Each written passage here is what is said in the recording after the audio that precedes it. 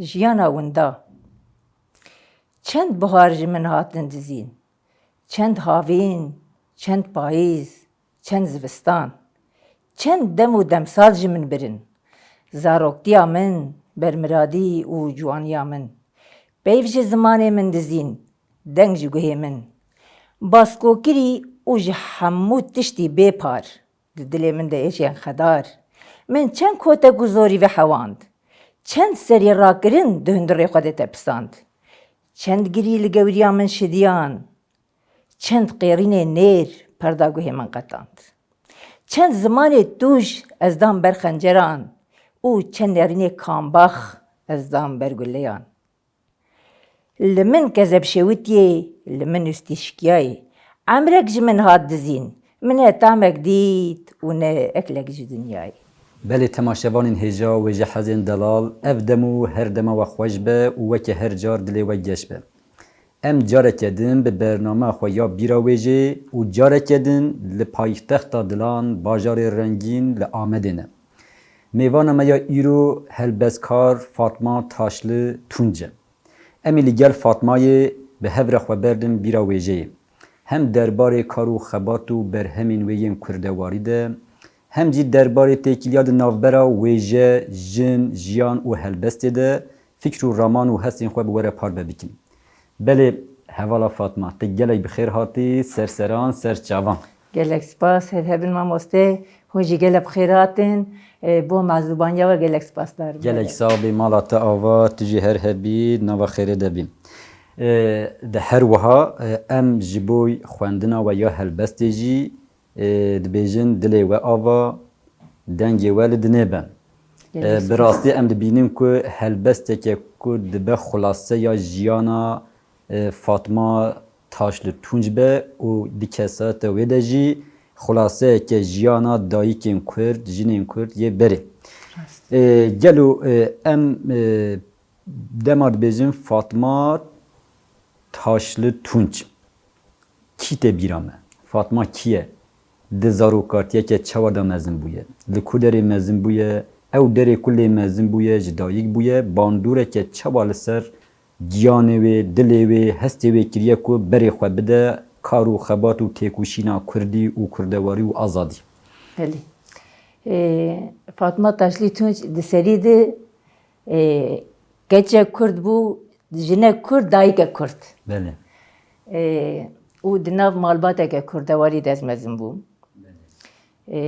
Bavê me dema ku dayîka min revandiye birî Benxetê. Rojava. Li ku derê? Berê ji Amedê revandiye gundekî Aliye Qerejdağ, deştê revandiye birî derbasî Benxetê bûye mala xalanê wî li wir. Belê. Li wir dem dem li cem Seydayê Cegerxwîn maye. Li Rojava. Belê li Rojava li Amûdê. Amûdê belê. Bûyî mêvan lê berjiyayê demekê.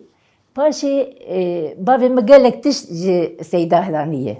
Helbestê wî, em bêjin jiyana wî, êşa wî ku Seyda demakê li vir êşek mezin kişandiye, nangiranî çêbûye, derbasî Rojava bûye, dayîk û bavê rehmet kirine ji ber xelayê rehmet kirin dayîk û bavê Seyda. Belê, Xwedê rehme xwe lê kir. Amîn.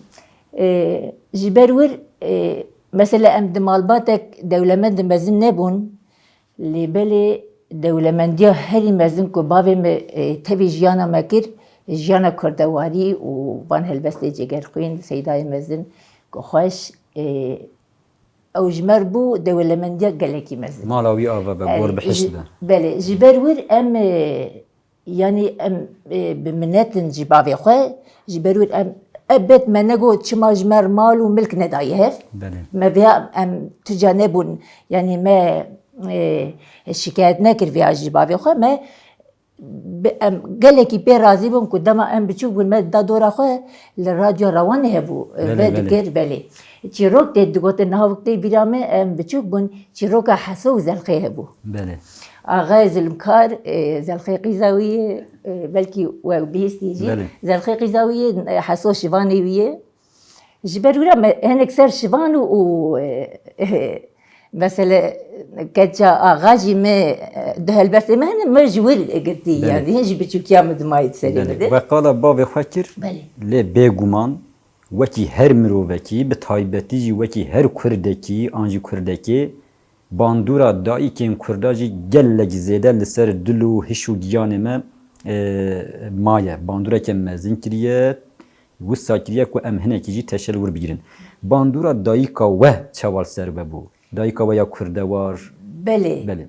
زیده دایکا می پیرامه پیرکاته بله وکیل بله دا پیرامه دا پیرامه. yani دیا باوی mi بله بله تباور که غزینه یا که ویجه بو ام بیجن غزینه یا که کردوار بو بله.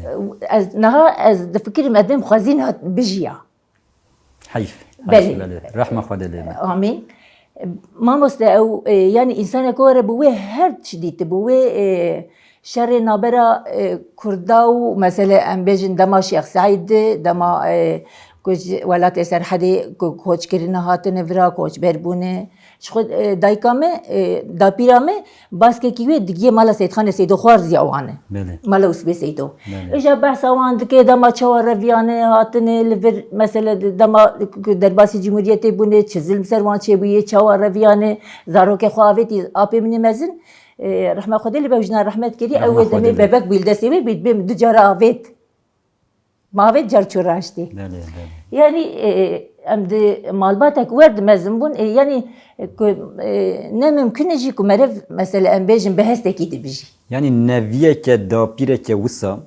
qîzeke dayîkeke wisa û bavekî wisa ne mümküne ku ne be helbezkar. Eger ne be helbezkar Ne be acêbe ne? acêbe rast e. De heman demê de wekî gelek Kurdan têkoşîna azadiya gelê Kurdistanê jî bandorek mezin li ser me tevan kiriye ku em berê xwe bidin xebatên Kurdî wê jeyî. Gelo bandoreke wisa ser we jî çêbû bêguman. Hûn dikarin çend hevûkan qala wê jî bikin. Belê. Mamoste mesela em bêjin tekoşîna azadiya Kurdistanê bi milê jinî. Belê.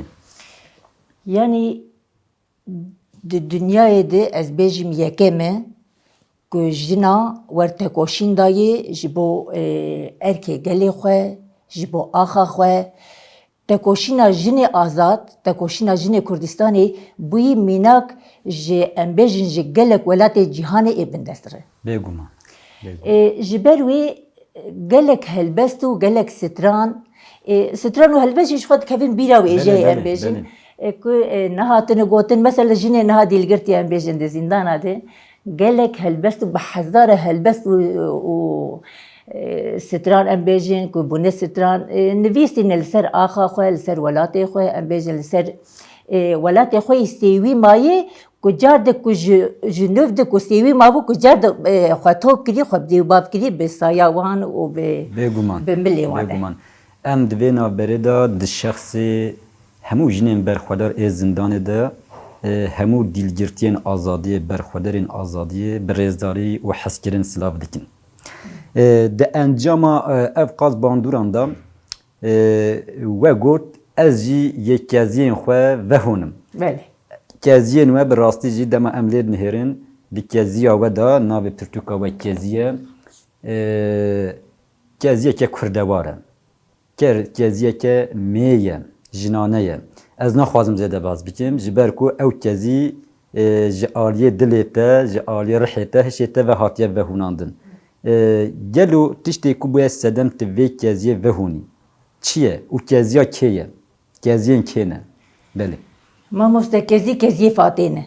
Belê. Kezî Fatma ne ku Belê. mesela di taxê de bi navê dayka Fatma alî ciwana de Belê. hürmetek mezin dibînim ez gelek pê kêfxweş dibim. Bêguman em Yani, jî hürmet darin. Belê.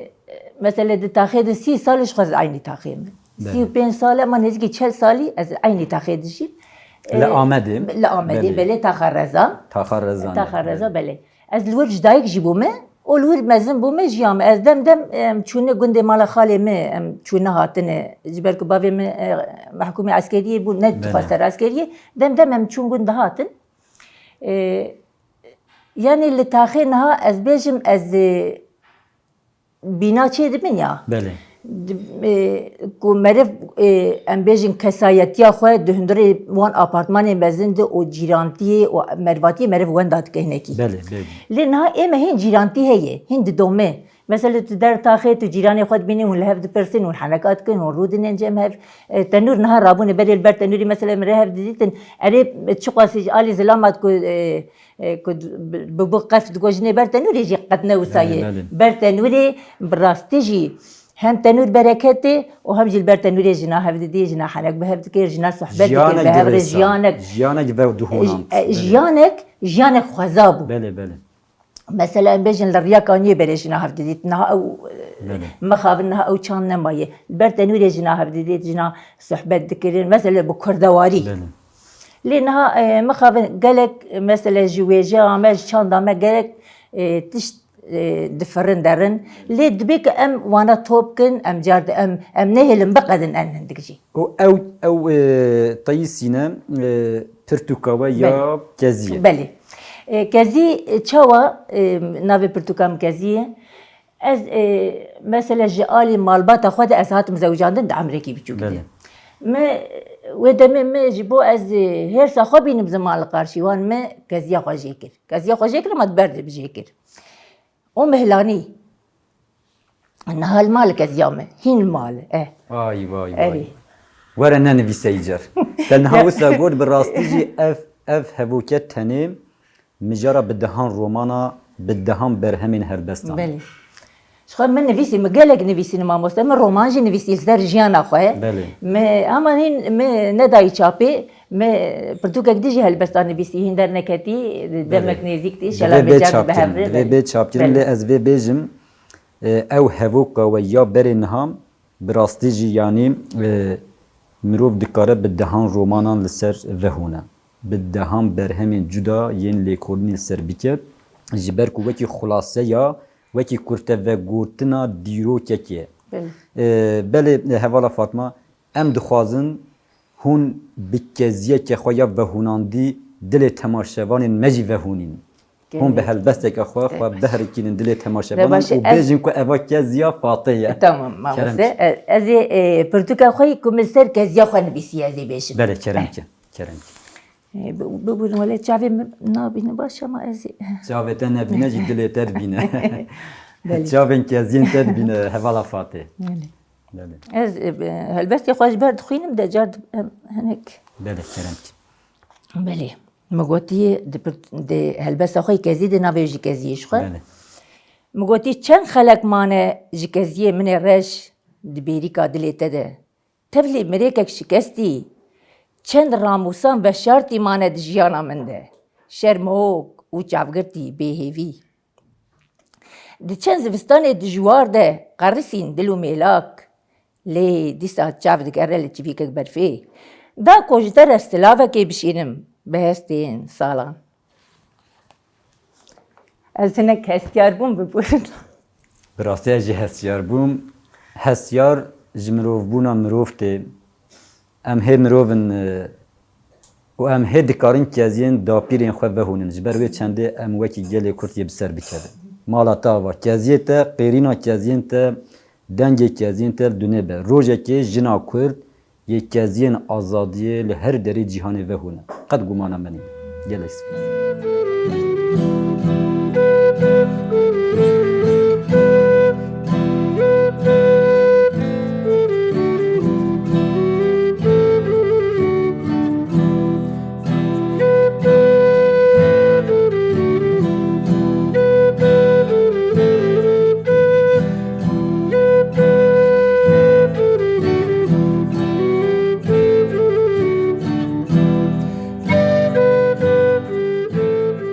تماشاوان هجا و جهازن دلال امید وی بشا خودجی دربار جن جیان ویجه و هلبسته فیشو رمان حوالا فاته و ین خواب وره پارو بکن لی بری ویم دخوازم بیجن امنها دناوا بخچه حوصله دانم بخچه حوصله آمده و جیه کی دیروکی و خوزایی و پاییزه که پرهنک خوشک و دلال براستی د جهکی وهاده و د دمکه وهاده قالا جنه قالا هلبسه قالا ویجه کرینجی تا مکوته جکه جداتر دمروف بله حوالا فاته دما ام د بیجین ویجه براستی جی بری هر تشتی جنته بیرامروف ji ber ku dixwaza wêjeyî de jî afrînerî heye, dixwazaya wêjeyê de jî afrînerî heye, bedewbûn heye, xweşikbûn heye, riya çareseriyê heye, em bêjin dermankirina kul û êşan heye, xwegihandina armancan heye. Ez naxwazim zêde dirêj bikim, ez dixwazim vê yekê wekî jinek, wekî dayîkek ji we bibihîsim. Dema em dibêjin wêje, jiyan û jin çi tê bîra me? Mamoste ji xwe wê jin bi serê xwe helbest e. Belê. Jin bi serê xwe wêje ye. Jin bi serê xwe jiyana mirovahiyê ye. Jin tune bi jiyan tune ye. Em di serî di vêya bêjin. Mesela ku tiştek jina gotiye, ku berê di nav civakê de em bêjin axaftina jina, em bêjin stranê jina, hinekî didan paş mesela jina bi serbestî nikaribû li civata rûnên em bêjin bistrên, strana bêjin û helbesta bixwînin. Ji ber wê helbestek jinê gotiye car de ji bi aliyê bi zimanê mêr hatiye gotin. Belê. Em bêjin helbestek ku jinê jin fedyok bûye, jin tim xwe paş didaye, wan tiştek jinê afirandiye yani li ser navê mêr hatî gotin. Ez mînak bidim, ez bername jiyana dayika de çûm Qerejdağ, gundekî Qerejdağ, min dayikekê re axaftin kir. Neyse me got yadê hele ka behsa jiyana xwe bike, got dayikek we rûyê wê xweş geş, got keça min got ez min got ka hûn çi dikin, tewa apû hûn ciwan bûn, dema we diçûn kar li wir karê Qerejdağ kereng diçûn Gûniya, diçûn em bêjin berhevkirina qizwana, dibên şînok ew jê re. Got em zewicî bûn, got me pir ji hev hez kir, got çû jinek danî ser min dayîkê. İja got me carna diçûm Gûniya, çûm qizwana, got me li dora xwe nerî kes tune bê, got hema me qîr dikir me distira. Got me distira, got mi got hele ka hinek ji wan strana tê bîra te ka ji ber xwe çêkirî, yani we bi xwe me got ya ku dema ku mere dibe helbest jin tê bîra mere em çawa vêya bi hev girêdin, jin bi serê xwe helbestin, ji ber xwe vê bê ne ku ne em bêjin nexwendinê, em bêjin yani karê wêjeyê nekirine, ama di mejiyê xwe di vêya nivîsandinê vêya gotinê. Got me digot behsa îja jinak anî ser digot got me digot çekê delêl ne bi min ra, di ser min re birîş dayî şandiyê ji wê tola dira. Wê çekê delêl bişo bi ava av heriyê, wê raxe serdara dar diriyê. Ji xêra Xwedê çekê delal bihata ji min ra hingîk meraq dikir. Min ê bişta bi ava gula, min ê raxista ser darîkê qurnî fila. Min digot dayê te bi ser te zewiciyê tu çawa tu hîn jî hezkê. Got hîn jî digot keça min got ew tişkî cudayê hezkirin, evîndarî tişkî cudayê wêya meriv nikaribîn ziman. Hani ew ji me hez neke wele ez jî hez nakim vêya tu neyê yani. Belê. Bêguman em ji xwe li dijî anînan du jinan ya mêrekê ne, ew ji mijareke cuda. Lê tişta we gotî mirov dikare wiha şîrove bike. Yani dayîk ji xwe ne ku mijar xwendina dibistanan an em bêjin ilmê xwendin û nivîsandinê tune ye. Ji xwe rihê jinan, rihê dayîkan xwezayê dixwîne, jiyanê dixwîne, dibistana bingehîn û pêşîn ji xwe dayîk e. Niha te jî got helbest dema tê gotin, wêje tê gotin pêşî jin tê bîra mirov. Ji ber ku jin afrîner e. Di dîrokê de jî em bêjin li gor lêkolînan helbestkara pêşîn jin e. Gelo em bêjin têkiliya jinê xwezayê, têkiliya jinê û zarokan, têkiliya jinê û jiyanê. Bandûreke çawa kiriye ku jin di heman demê da bibe dayîk û jêder ku çavkaniya helbest û wêjeyê. Belê mamoste yani tê bîra me dema dayîka me metxewir dikir. Mesela em wek berê ku em bêjin odê cuda cuda em bêjin tu nebû heriyekê nivînê cuda tu nebû, em gişt xistin bil heyfê li heyfa me dime wer dikir. Ji mer wê demê wa di nihiran stran digotin. Em bêjin wê demê ji mer çîrok digotin. Wê demê behsa tişta dikir, behsa tiştê behsa xwezayê dikir ji me re. Dayîktî ev e. بله ev jî sadece jinek karı bike yani wekî dikes karı bike. Mesela bavek nikare em bêjin zaroka têxbil heyfê jêr yani bike jî per hindik û veya jî yani bi hestê mêtiyê em bêjin. Nêrûmehî ya hestê mêtiyê gelekî cuda ye veya jî hestê dayîkê de yani dayîk karı veya bike.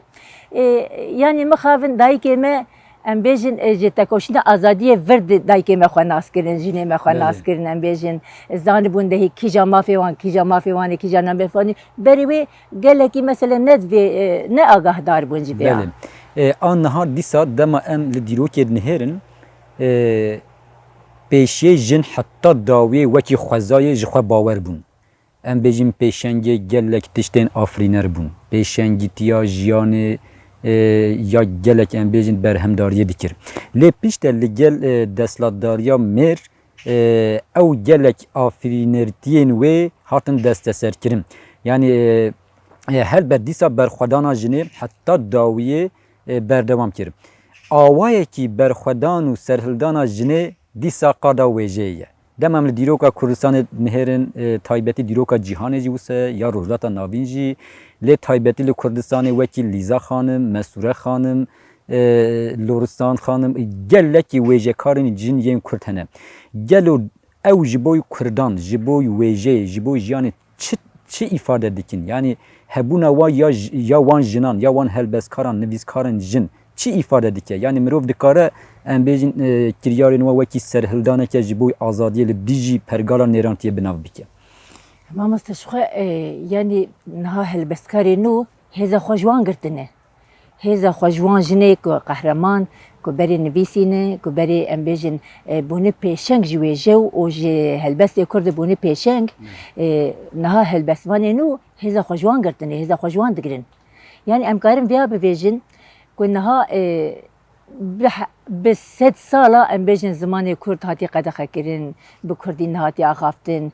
Em bêjin me di helbesta xwe gotî peyv ji zimanê min dizîn deng ji guhê min hinek jî bal kişandî ser wira ku bi sala ku zimanê me peyv ji zimanê me dizîne bi rastî ji deng ji guhê me dizîne hinek jî ku ji di pê tekoşîna azadiyê re veya hinekî dijî nerm bû, hinekî dijî em bêjin bi xêra wan qehreman an pêş ketin. Em me dehê xwe nas kir û helbestvarê jin jî niha em bêjin hêza xwe ji wan helbestê ku wan nenivîsîba me niha em ê behsa wan nekira me nizaniba ew pêşengê me ne. Bêguman ew jî mîrateyeke me ya bingehîn. Belê. Wê demê em ji bo xatira wan helbestkarên ku bûne çavkaniyeke bingehîn ya wêja me, helbesta me hem jî ji bo hemû dayîkên Kurd û hemû jinên cîhanê yên azadîxwaz em helbesteke te diyarî bikin. Ama helbestek me li ser kurê xwe ku di şerê Kobanê de şehîd ketî ez dixwazim helbesta xwe ji bo wî Belê em barim navê wî şoreş bû. Em di keseta wî de jî hemû cangoriyên şoreşa Kobanê ya Rojavayê bibîrtînin bejna xwe li ber wan tevînin. Ev helbest heman demê de bila bo zarokên cangorî yên war dayîkên delal jî bê. Belê kerem. Dişxwe ji bo mesele diyariya min ji bo temama dayîkê ku zarokê wan di berxwedana Kobanê û di heman demê de ku di berxwedana Kurdistanê di ciyana xwe ji dest danê diyarî wan dayîka te. Min gotî helbesta xwe di şoreşê min. Beş nûbala şoreşê min zirave weke şitla Rihanê. Şîn bûye li ser girê miştenûrê. Şaxê xwe berdaye nava kuçe û kolanê bajarê Kobanê. Axa Kobanê pîroz e her wekî bihiştê. Hinek nezana digotin ma Kobanê milkê bavê kê ye. Lê ew nizanin. Hatiye avdan, bi xwîna şoreş û şervanan, mêr û mêrxasan, egît û lehengan. Wê çawa vemreviya girê dilê dayîkan. Berxê ku di koza xwe de xwedî kiribûn ji axa Kobanê rekirine qurban. îro perçeyek ji dilê min maye li ser girê miştenûrê û çavê min maye li riya Kobanê. Ez mame bihêviya azadiya Kurd û Kurdistanê. Dilê te ava, mala te ava û ev stran diyarî ji bo Rojava. Her bijî mala te ava. Belê Hevala Fatih şu em dizanin wekî kobanê gelek lehengîtiyên din jî hatine jîn û ev jî tev di encama têkoşîna azadiya Kurdistanê de pêk hatiye. û wek em dizanin dîsa jinê pêşengîtiya vê têkoşînê kiriye.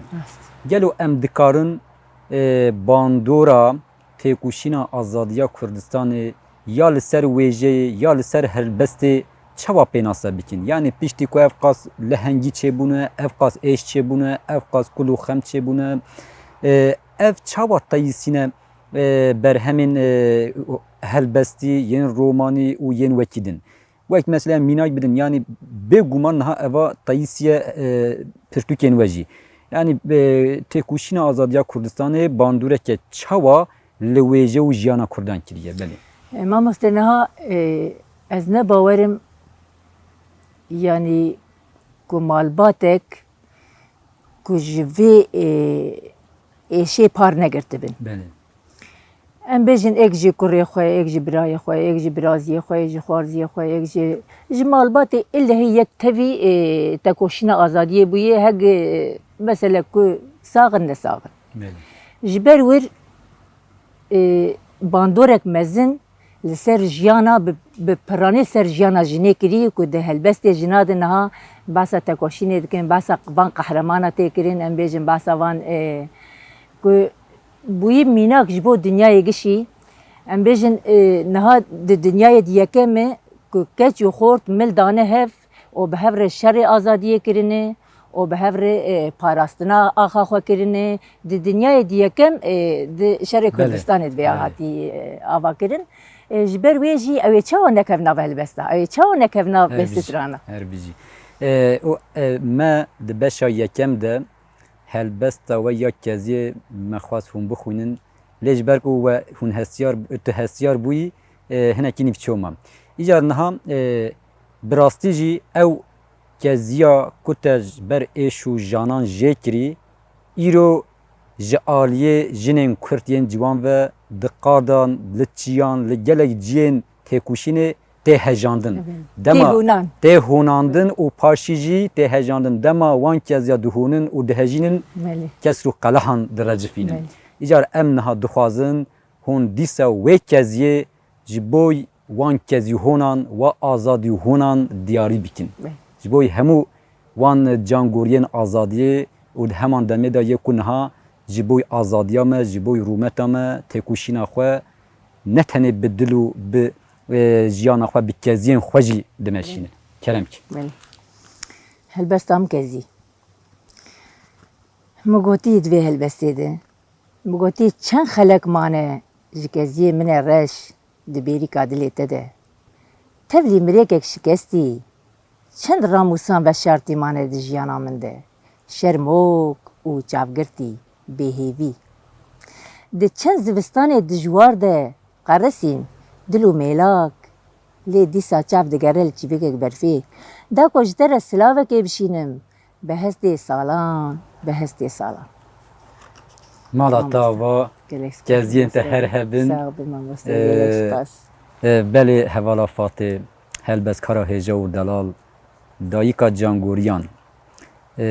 Em ji bo tevlîbûna te ya bernameyê gelek spas dikin. Em dibêjin mala te ava di kar û xebatên te yê ji niha û pê de jî serkeftin û serfiraziyê dixwazin.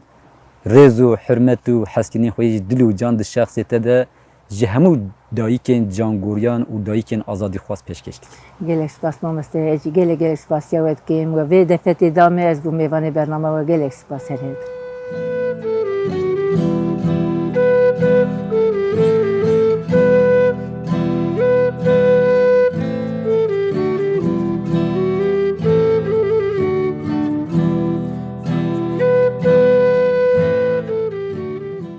Belê temaşevanên hêja wê ji hezên delal. Em îro careke din li Ameda rengîn bûn. Me dîsa bi hevra xwe berda bîra wêjeyê. Mêvana me ya îro helbestkara hêja û delal Fatma Taşlı Tunç bû ku jê re dibêjin dayîka Fatih. Me li gel Fatih hem derbarê kar û xebatên wê de hem jî derbarê têkiliya di navbera wêje, jin, jiyan û helbestê de fikr û ramanên xwe bi we re par vekirin. Belê me careke din dît wêje çavkaniyeke bingehîn ya mirovayî ye lê jin jî di heman demê de çavkanî û jêderkeka bingehîn a wêjeyê ye. Bêjin çawa jiyan nabe, bêjin wêje jî nabe. Belê, em careke din hatin dawiya bernameya xwe. Heta bernameyeke din bimînin di nava xêr û xweşiyê de. Wekî ku her car em dibêjin bê bîr nemînin, bê wêje nemînin, bê bîra wêjeyî nemînin.